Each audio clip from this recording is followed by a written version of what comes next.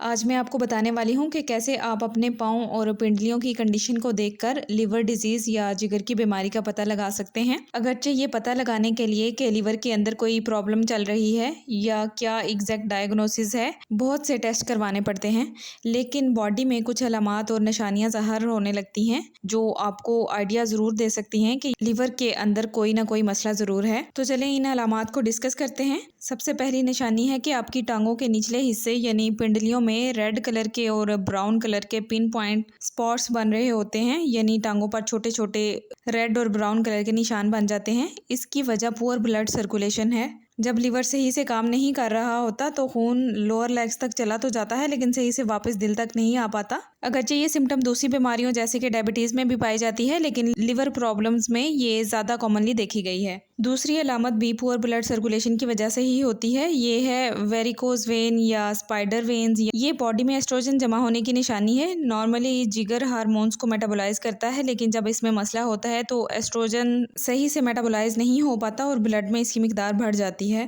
Normally oestrogen nitric oxide بنا کر خون کی نالیوں کو کھلا کرتا ہے اور بلڈ فلو کو امپروو کرتا ہے، جو کہ جگر کی خرابی کی وجہ سے نہیں ہو پاتا۔ یہ سمٹم لیور سیروسز میں پائی جاتی ہے، یعنی جب لیور کے اندر اسکار ٹیشو بننے لگتا ہے اور لیور سکڑنے لگتا ہے اور خراب ہونے لگتا ہے۔ اس کے علاوہ کریکڈ ہیلز یعنی ایڑیوں کا پھٹنا بھی لیور کی خراب صحت کی طرف اشارہ کرتا ہے۔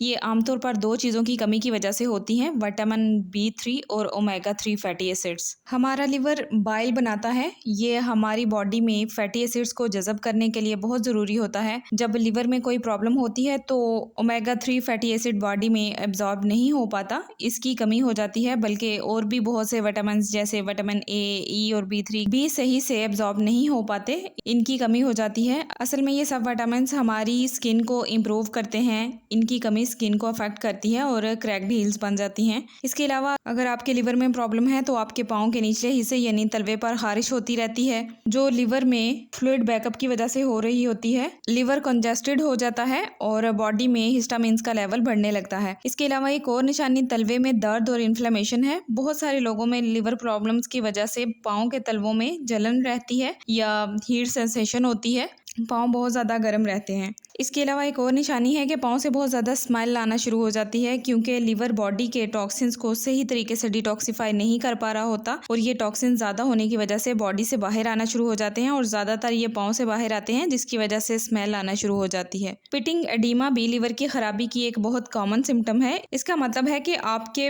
پاؤں اور لوور لیگ پر سویلنگ ہو جاتی ہے اور اگر آپ اس جگہ کو پریس کرتے ہیں تو وہاں پہ ایک گھڑا سا بن جاتا ہے اور تھوڑی دیر بعد سکن واپس اپنی جگہ پر آ جاتی ہے۔ سب سے لاسٹ پہ ٹو نیل فنگس۔ لیور صحیح سے کام نہیں کر رہا تو باڈی میں بیڈ فنگس کی گروتھ بڑھ جاتی ہے اور گڈ فنگس یعنی گڈ مائکروبیل گروتھ کم ہو جاتی ہے، جس کے نتیجے میں ٹو نیل انفیکشن ہو سکتا ہے، یعنی آپ کے پاؤں کے ناخنوں میں انفیکشن ہو جاتا ہے۔